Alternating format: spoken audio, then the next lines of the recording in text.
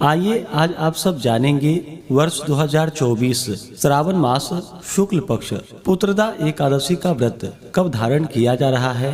तो जानेंगे व्रत के शुभ मुहूर्त के बारे में, पारण समय के बारे में, पारण कब और किस चीज से किया जाएगा, इस दिन क्या करना चाहिए क्या नहीं करना चाहिए, भगवान को किस वस्तु का खास करके इस दिन भोग लगाना चाहिए।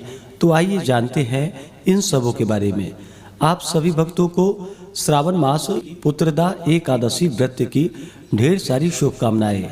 आप सभी के जीवन में लक्ष्मी नारायण की कृपा से आप सभी को सभी प्रकार के सुख और समृद्धि की प्राप्ति हो। श्रावण मास शुक्ल पक्ष की एकादशी को इसे पुत्रदा एकादशी, पवित्रा एकादशी आदि नामों से जाना जाता है और इसे प्रदायिनी एकादशी व्रत के नाम से भी जाना जाता है। पुत्रदा एकादशी का व्रत वर्ष में 2 बार मनाया जाता है, एक तो पौष मास के शुक्ल पक्ष में और दूसरा श्रावण मास शुक्ल पक्ष में पुत्रदा एकादशी का व्रत धारण किया जाता है। जो भी भक्त सच्ची श्रद्धा के साथ, नियम और निष्ठा के साथ पुत्रदा एकादशी का व्रत करते हैं तो इस व्रत के प्रभाव से जो कि सभी प्रकार के पाप और ताप नष्ट हो जाते हैं तथा पुत्र इच्छुक भक्तों को पुत्र रत्न की प्राप्ति होती है।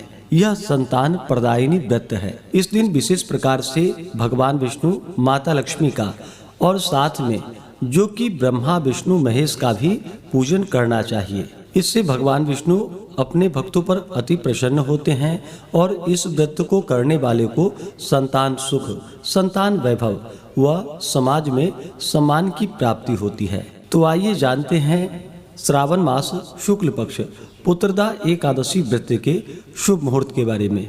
श्रावण मास शुक्ल पक्ष की एकादशी तिथि प्रारंभ समय जो कि 15 अगस्त 2024 दिन गुरुवार सुबह 10:29 और एकादशी तिथि की जो समाप्ति है वह 16 अगस्त 2024 दिन शुक्रवार सुबह 9:40 पे एकादशी तिथि की समाप्ति है। तो हमें शुद्ध रूप से सूर्योदय व्यापनी के अनुसार जो कि 16 अगस्त 2024 दिन शुक्रवार को व्रत के लिए समय प्राप्त हो रहा है। तो 15 अगस्त को सभी भक्तजन 10वें दिन के नियमों का पालन करेंगे, 16 अगस्त को व्रत धारण करेंगे और 17 अगस्त को व्रत का पारण किया जाएगा। एकादशी व्रत का पारण जो कि हरिवासर समाप्त होने के बाद किया जाता है। हरिवासर का समय द्वादशी तिथि का पहला चौथाई हिस्सा हरिवासर का होता है, उसे छोड़ने के बाद ही व्रत का पारण करना चाहिए। तो द्वादशी तिथि की जो समाप्ति है वह 17 अगस्त 2024 दिन शनिवार को सुबह 8:07 पे द्वादशी तिथि की समाप्ति है। तो व्रत का पारण जो कि 17 अगस्त 2024 दिन शनिवार को किया जाएगा। पारण का समय सुबह 5:51 से सुबह 8:05 तक व्रत का पारण किया जाएगा। पुत्रदा एकादशी व्रत का पारण जो कि दुर्वा दलेन पारणम यानी कि दुर्वा दल से व्रत का पारण है, यह संभव ना हो तो आप जल, फल या तुलसी दल से व्रत का पारण करें। 16 अगस्त को एकादशी तिथि के दिन ब्रह्म मुहूर्त का समय सुबह 4:22 से सुबह 5:05 तक होगा। सूर्योदय का समय सुबह 5:32 और सूर्यास्त शाम 6:32। राहु काल का समय 16 अगस्त को सुबह 10:24 से दोपहर 12:02 तक होगा और 17 अगस्त को राहु काल का समय सुबह 8:47 से सुबह 10:25 तक होगा। राहु काल समय के दौरान कोई भी शुभ कार्य या नया कार्य नहीं करना चाहिए, यह लाभप्रद नहीं होता है, इस बात का ध्यान रखें। 16 अगस्त को योग जो कि विषकुंभ योग होगा दोपहर 1:12 तक, उसके बाद प्रीति योग होगा। नक्षत्र मूल नक्षत्र दोपहर 12:44 तक, उसके बाद पूर्वाषाढ़ा नक्षत्र होगा। अभिजीत मुहूर्त का समय सुबह 11:59 से दोपहर 12:51 तक होगा। विजय मुहूर्त का समय दोपहर 2:36 से दोपहर 3:29 तक होगा। जो भी भक्तजन पुत्रदा एकादशी व्रत धारण करने वाले हैं उन्हें जो कि 10वीं के दिन से ही व्रत में नियमों का पालन करना चाहिए। 10वीं तिथि के दिन खास करके पुत्रदा एकादशी व्रत के लिए बतलाया गया है। यह पापनाशनी व्रत है और संतान प्रदायिनी व्रत है।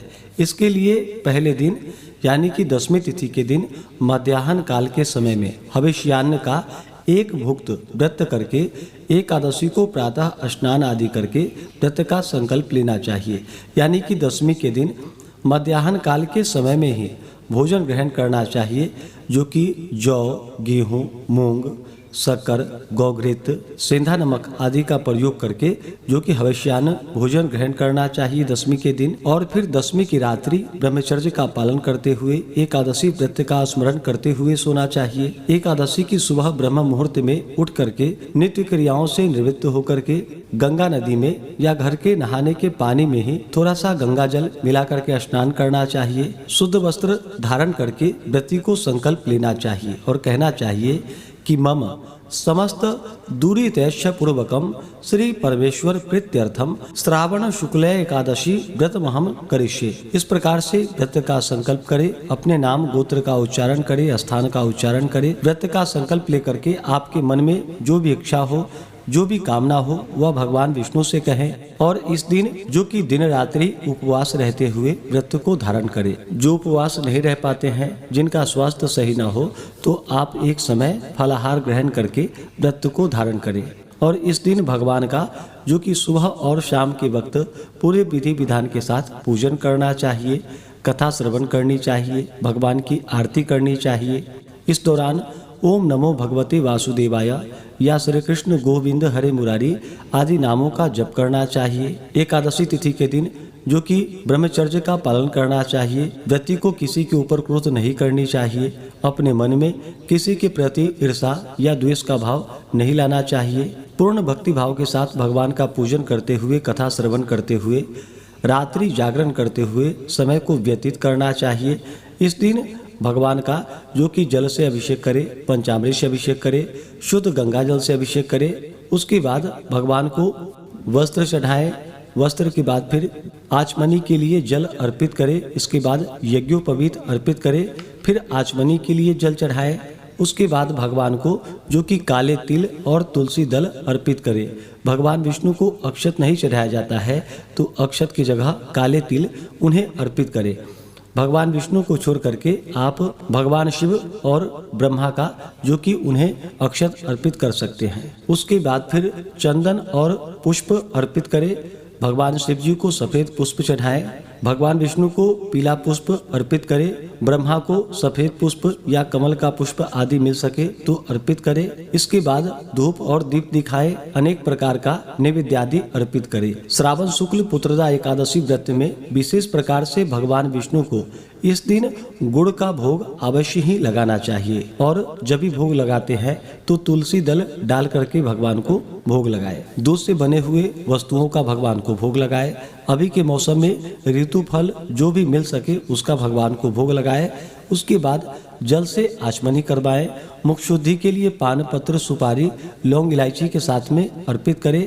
इसके बाद द्रव्य दक्षिणा चढ़ाएं और फिर पुत्रदा एकादशी व्रत का कथा श्रवण करें, भगवान की आरती करें। इस दौरान स्तोत्र आदि का पाठ या श्रवण करें, पुरुषोक्त का पाठ या श्रवण करें। इससे भगवान अति प्रसन्न होते हैं। इस प्रकार भगवान का एकादशी के दिन पूजन करते हुए, रात्रि जागरण करते हुए समय को व्यतीत करें। और अगले दिन जाकर के फिर द्वादशी तिथि के दिन सुबह में स्नान करके शुद्ध वस्त्र धारण करके भगवान का पूजन और आरती कर ले। उसके बाद ब्राह्मणों को भोजन करवाएं, ब्राह्मणों को दान और दक्षिणा दे और फिर समय के अनुसार व्रत का पारण करना चाहिए।